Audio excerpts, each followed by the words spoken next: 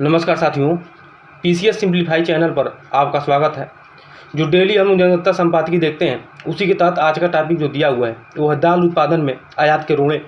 तो पहले कल्पमेधा में देख लेते हैं क्या दिया हुआ है।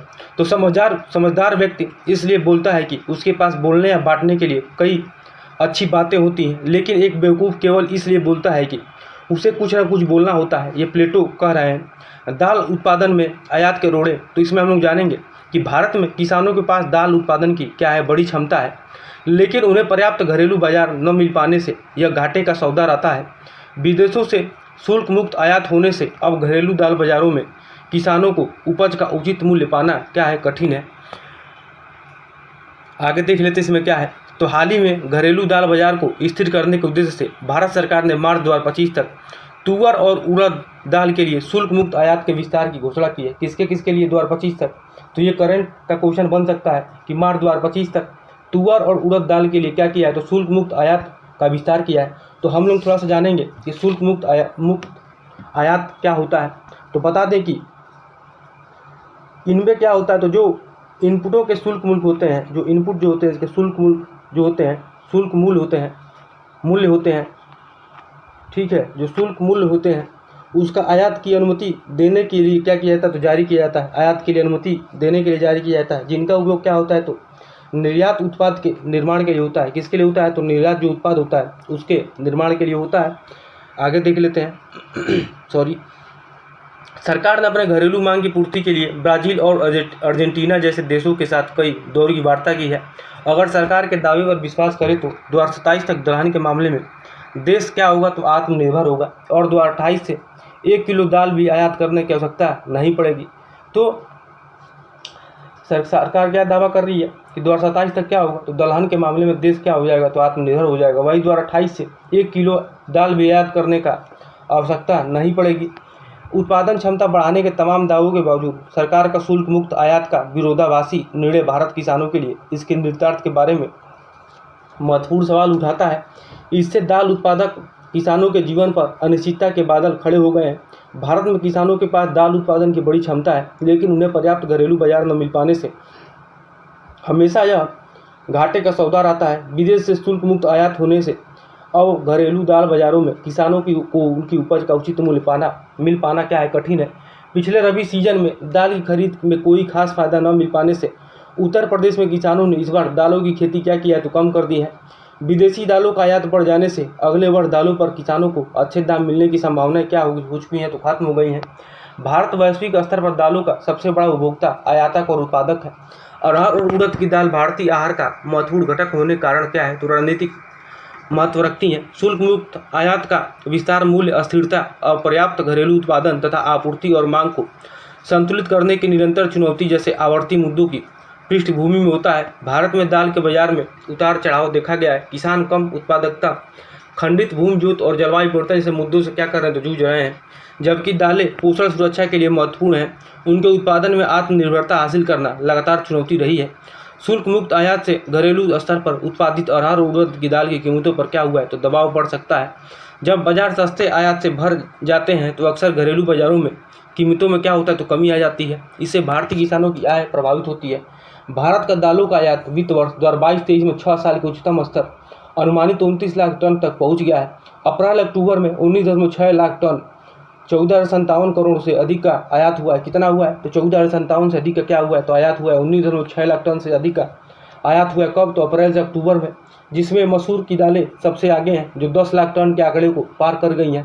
यह निर्णय संभावित रूप से भारतीय किसानों को अरहर और उड़द की दाल की खेती से हतोत्साहित कर सकता है। सस्ते आयात की उपलब्धता के साथ किसान बेहतर कमाई देने वाली अन्य फसलों की ओर रुख कर सकते हैं। पहले से ही दलहन की कमी बुआई के आंकड़े सामने आ रहे हैं। इसमें दालों की उपलब्धता को लेकर चिंता बढ़ गई है। अगर पिछले आंकड़ों से तुलना करें तो बुआई लगातार क्या हुई, तो घट रही है। पिछले साल इस समय तक दलहन की बुआई 148.53 लाख हेक्टेयर क्षेत्र में हुई थी। कितना हुआ था, तो पिछले साल देखा जाए तो 148.53 लाख हेक्टेयर क्षेत्र में हुई थी, जो इस बार कितना हुआ, घटकर 137.13 लाख हेक्टेयर क्षेत्र में हो गई है। दलहन की बुआई के लिए राज्यों में किसानों का दलहन छोड़कर अन्य फसलों की तरफ रुख कर लेना बड़ा कारण है। यह बदलाव उत्पादन बढ़ाने और आत्मनिर्भरता हासिल करने के सरकार के प्रयासों को कमज़ोर कर सकता है। मसलन 1 क्विंटल मसूर उगाने की लागत 7,000 रुपया बढ़ती है, जबकि 2023-24 के लिए मसूर दाल का घोषित MSP 6,000 रुपया है। कितना है MSP? तो 6,000 रुपया है, और लागत कितनी आती है? 7,000 रुपये बढ़ती है। तो किसान इसमें क्या करेगा? तो जबकि 2023-24 के लिए मसूर दाल का घोषित MSP कितना था? 6,000 रुपये है, जिससे 2024-25 के लिए बढ़कर कितना हो गया? तो 6425 रुपये कर दिया गया है। उसके बाद किसानों को वही दाम न मिल पाता है, क्योंकि दालों सहित किसी भी अन्य फसल के न्यूनतम समर्थन मूल्य पर खरीद की समुचित व्यवस्था ही नहीं है। ऊपर से सरकार Canada, Brazil, Argentina, Mozambique, Myanmar और दूसरे देशों से सस्ती दर पर दाल आयात कर लेती है। इससे भी ज़्यादा आश्चर्यजनक है कि दाल का आयात घरेलू से भी नीचे दामों पर होता है। इसका लाभ उपभोक्ताओं को नहीं मिल पाता और सारा नाजायज मुनाफा व्यापारी खा जाते हैं। तमाम किसान संगठन सरकार पर किसानों के साथ सौतेला व्यवहार करने का आरोप लगाते रहते हैं। दालों की मांग बढ़ने से कीमत का फायदा किसान को न मिले, इसलिए सरकारें क्या करती हैं? दालों के आयात का दरवाज़ा खुला रखती हैं। दालों का उत्पादन बढ़ने पर सरकार किसानों के हित में कोई महत्वपूर्ण कदम नहीं उठाती, लेकिन जैसे ही दाल की कीमत बढ़ने लगती है, इस बहाने वह क्या करती है? तो प्रतिबंध हटा देती है। व्यापारी भी विदेशों से आने वाली सस्ती दाल का इंतजार करते रहते हैं, जिससे किसानों को फायदा होता ही नहीं है। मार्च 2025 तक तुअर और उड़द दाल के शुल्क मुक्त आयात का विस्तार एक जटिल चुनौती है, जिसके लिए एक सूक्ष्म दृष्टिकोण की आवश्यकता है। वैश्विक व्यापार की आवश्यकता के साथ भारतीय किसानों के हित को संतुलित करना नाजुक काम है, जो एक व्यापक नीतिगत ढांचे को मांग करता है। सरकार को यह सुनिश्चित करना होगा कि किसानों को उनकी उपज का उचित मूल्य मिले। पूरे देश में प्रत्येक फसल की घोषित न्यूनतम समर्थन मूल्य पर खरीद सुनिश्चित की जाए। इसके लिए बाजार संबंधों को मजबूत करना महत्वपूर्ण है। दालों सहित सब कुछ कृषि उत्पादों के यातायात, भंडारण, व्यापार, प्रसंस्करण और निर्यात पर लगे प्रतिबंध समाप्त कर दिए जाएं। घरेलू उत्पादन कम होने की दशा में आयात और आयात कर की राशि का निर्णय फसल आने के बाद किया जाए। मजबूत कृषि बुनियादी ढांचे का निर्माण और किसानों और बाजार के बीच संपर्क में सुधार से वैश्विक बाजार में उतार चढ़ाव के प्रभाव को कम किया जा सकता है। अब समय का तकाजा है। विश्व व्यापार संगठन की नीति नई शर्तों से निकलकर ग्रामीण क्षेत्र और कृषि की उपेक्षा करना बंद कर गाँव को ही स्वावलंबी बनाने के प्रयास में जुटा जाए। भारतीय कृषि के भविष्य को सुरक्षित करने के लिए सरकार को निवेश, तकनीक, प्रगति और सहायक नीतियों के माध्यम से किसानों को सशक्त बनाने पर ध्यान केंद्रित करना चाहिए। इसके साथ ही प्रयासों को एक लचीला कृषि पारिस्थितिकी तंत्र बनाने की दिशा में क्या करना चाहिए? तो निर्देशित किया जाना चाहिए, जो कृषक समुदाय की भलाई सुनिश्चित करने हेतु वैश्विक बाजार के दबाव का सामना कर सके। इन चुनौतियों से निपटने में सरकार, किसानों और अन्य हितधारकों के बीच सहयोग क्या है? तो सर्वोपरि है। भारत के लिए एक अस्थायी और समृद्ध कृषि भविष्य की यात्रा के लिए रणनीतिक दूरदर्शिता, सक्रिय नीति निर्धारण और भूमि पर मेहनत करने वालों की भलाई के प्रति प्रतिबद्धता की आवश्यकता है। अब तमाम किसान संगठन सरकार पर किसानों के साथ सौतेला व्यवहार करने का आरोप लगाते रहते हैं। दालों की मांग बढ़ने से कीमत का फायदा किसानों को न मिले, इसलिए सरकार दालों के आयात का दरवाज़ा खुला रखती है।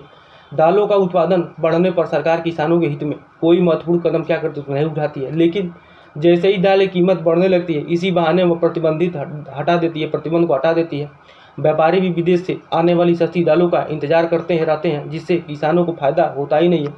तो आज का जो लेख दिया हुआ था वो दाल के बारे में दिया हुआ था कि कैसे आयात और निर्यात होता है और सरकार इसके लिए कैसे किसानों के साथ अन्याय कर रही है, और इसमें और भी चीज़ें दी हुई हैं, जैसे कि सरकार इसके लिए क्या कर रही है। तो ये ऐसे के लिए निबंध हो सकता है, ये ऐसे के लिए महत्वपूर्ण हो सकता है। तो आज के लिए इतना ही। बहुत बहुत धन्यवाद।